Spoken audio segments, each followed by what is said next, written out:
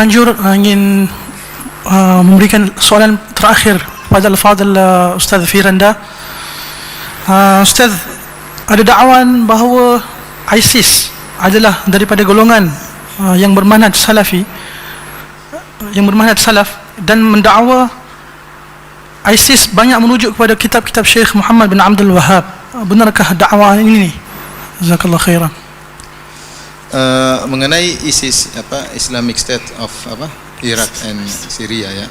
Para ulama, alhamdulillah, para ulama-ulama yang paling depan membantah mereka, di antaranya para ulama-ulama yang dijuluki ulama Wahabi. Justru ulama Arab Saudi begitu keras membantah mereka. Para asatidzah juga membantah, bukan hanya sekedar menyesat-nyesatkan, tetapi dengan dalil. Justru kita tahu ulama-ulama, yaitu para asatidzah yang mereka dituduh sebagai Wahabi, ya, justru yang paling gencar membantah mereka dengan dalil, ya. Oleh karenanya, alhamdulillah kalau ikhwan sekalian pergi ke tanah air Indonesia, hubungan antara dakwah sunnah dengan pemerintah hubungannya baik. Sampai terakhir saya baru dengar bahwasanya sebagian guru-guru Madinah diundang oleh pemerintah Indonesia untuk mengatasi masalah kasus ISIS, seperti Syekh Abdul Salam Suhaimi, Syekh Sulaiman Ruhaili, kemudian juga sebelumnya Syekh Ali Hasan Al-Halabi. Mereka dipanggil khusus oleh pemerintah untuk mengatasi masalah ini. Ini menunjukkan ada kepercayaan terhadap orang-orang yang dituduh sebagai Wahabi. Adapun kalau kita bicara tentang hakikat dari ISIS, mungkin mereka menggunakan buku-bukunya Muhammad bin Abdul Wahhab, mungkin. Kalau mereka salah paham, ya itu bukan kesalahannya Syekh Muhammad bin Abdul Wahhab. Sebagaimana orang juga menggunakan Al-Quran dan Sunnah bisa keliru.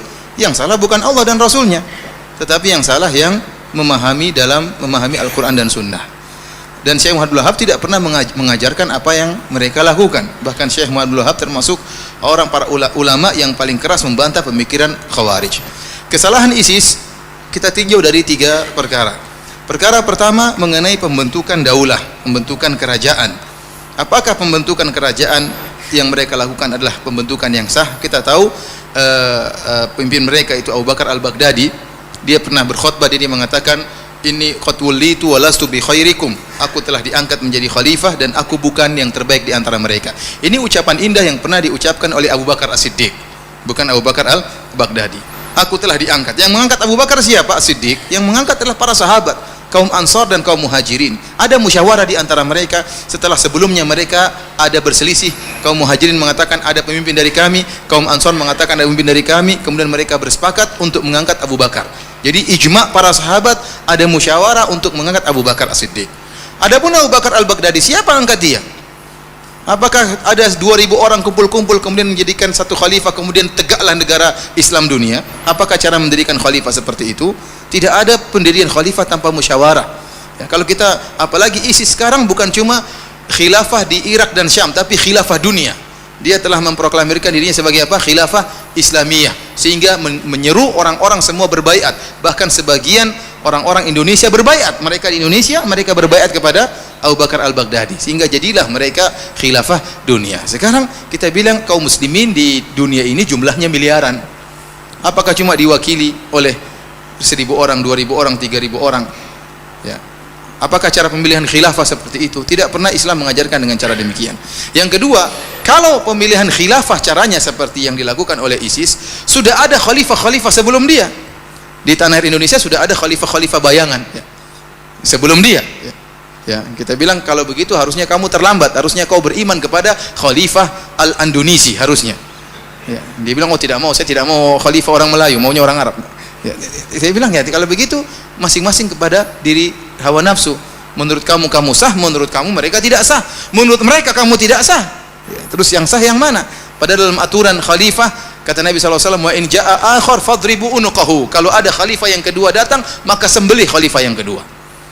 Kita bilang kalau begitu ISIS harusnya disembelih oleh khalifah yang pertama, dan khalifah yang pertama masih ada di tanah air Indonesia. Saya tidak tahu di Malaysia ada khalifah juga atau tidak, ya, tapi mungkin ada, ya. Jadi intinya pembentukan khalifah, kalau ternyata pembentukan khalifah ditinjau dari jumlah, maka saya katakan pada pejuang yang ada di Suriah lebih utama untuk membuat khalifah daripada mereka. Kenapa? Yang lebih duluan berjuang adalah para pemuda-pemuda yang ada di Suriah. Mereka lebih dahulu berjuang dan jumlah mereka lebih banyak. Mereka lebih utama untuk buat khalifah daripada Abu Bakar Al-Baghdadi. Namun mereka tidak. Mereka tidak mendirikan, karena mereka tahu tidak begitu cara mendirikan khalifah. Oleh karenanya mendirikan khalifah bukan hanya kemudian kita kumpul-kumpul, sekarang kita kumpul berapa orang, kita angkat Ustadz Husani sebagai khalifah. Yang tidak bayat sama dia kafir. Repot kan seperti itu. Apakah cara khalifah? Akhirnya muncul berbagai macam khalifah. Jadi yang pertama dari sisi pendirian khalifah, dia tidak benar cara pendiriannya. Tidak ada pendirian khalifah tanpa musyawarah. Dia tidak mewakili miliaran muslim di dunia ini. Yang kedua, pada diri mereka ada ciri-ciri khawarij. Saya mungkin tidak berani mengatakan mereka khawarij, tapi banyak ulama yang mengatakan mereka khawarij. Namun saya berani mengatakan dalam diri mereka ada sifat-sifat khawarij. Di antaranya Rasulullah SAW menyebut tentang sifat-sifat khawarij. Rasulullah mengatakan hudatsaul asnan. Mereka itu anak-anak muda. Dan itu benar. Orang ISIS rata-rata anak-anak muda. Khalifahnya pun muda. Orang tuanya hampir tak ada. Rata-rata anak muda. Sebagaimana orang-orang khawarij. Yang kedua kata Nabi SAW, sufahaul ahlam. Orang-orang bodoh. Tidak ada ulama di antara mereka. Antum lihat apakah ada ulama dari ISIS? Ulama yang dikenal punya ilmu, punya karangan-karangan, tak ada. Bahkan sebagian syekh-syekh yang suka mengkafirkan Arab Saudi, yang juga memiliki pemikiran takfiri, suka mengkafirkan Arab Saudi, juga membantah mereka.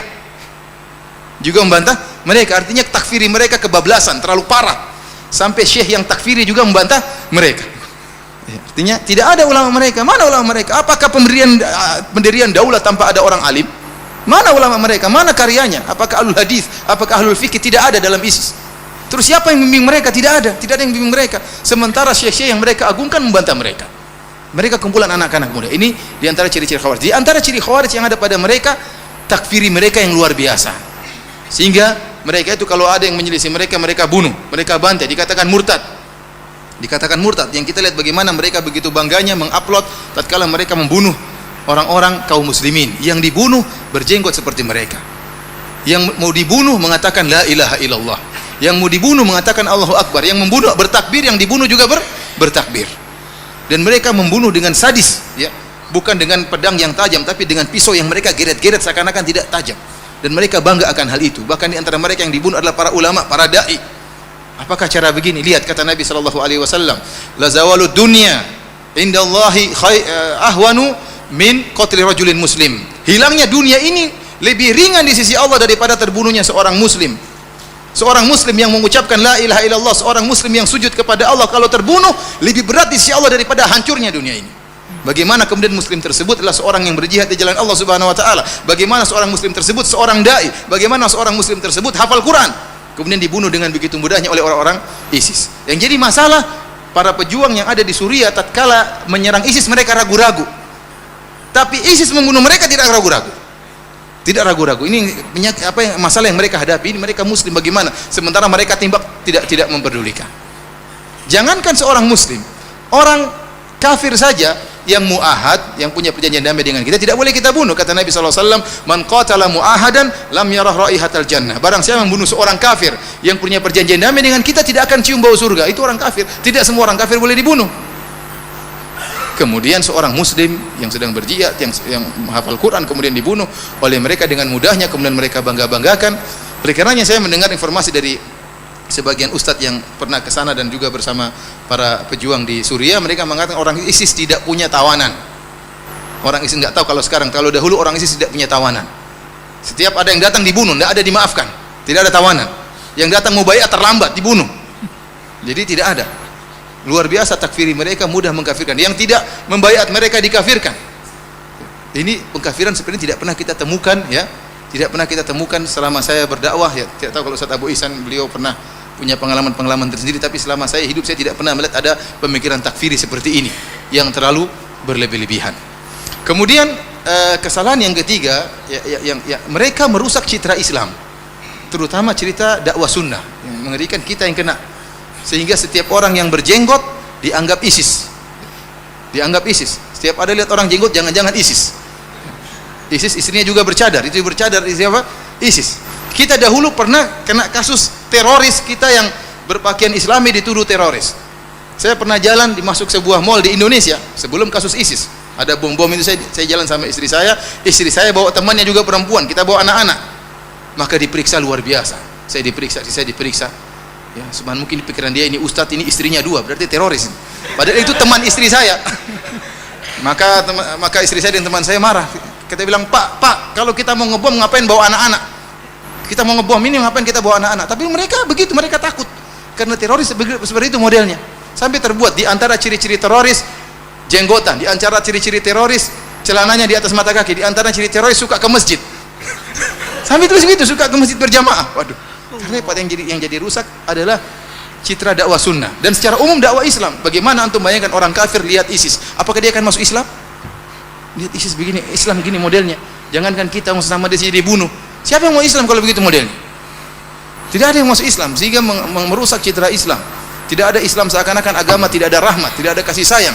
Mengerikan pemikiran seperti ini. Dan kita katakan bahwasanya kondisi hubungan antara muslimin dengan kafirin bukan satu kondisi. Mereka itu menganggap hubungan antara Islam dengan kafir cuma satu, kondisi perang terus. Padahal tidak, kondisi antara daulah Islamiyah dengan daulah kafirah berbagai macam kondisi. Terkadang perjanjian damai, ya. Terkadang ada kerjasama, terkadang kondisi perang.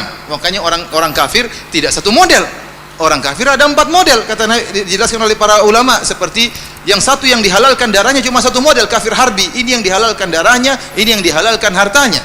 Tetapi 3 modelnya, kafir musta'man, kafir mu'ahad, kafir zimmi, ini tidak boleh dibunuh. Ya, makanya hubungan kita dengan orang-orang kafir bukan satu model, bukan hanya model hubungan peperangan saja. Kemudian alhamdulillah kita katakan dakwah Islam tersebar di mana-mana. Bukan harus dengan peperangan. Bagaimana Islam muncul sekarang di Amerika Serikat, bagaimana Islam sekarang berkembang, bukan cuma Islam, sunnah. Saya katakan sunnah berkembang di Perancis, sunnah berkembang di Inggris, sunnah berkembang di Amerika. Saya melihat bagaimana teman-teman saya di Universitas Islam Madinah di atas sunnah. Islam berkembang dengan mudahnya, dengan akhlak, dengan budi pekerti, tidak mesti dengan peperangan. Dengan munculnya ISIS ini semakin mereka ditekan kehidupan mereka, terutama kaum minoritas yang ada di negara-negara kafir. Oleh karena saya katakan bahwasanya kita harus punya ketegasan. Kalau memang isu ISIS tidak berkembang di Malaysia, jangan dikembangkan, jangan dibesar-besarkan.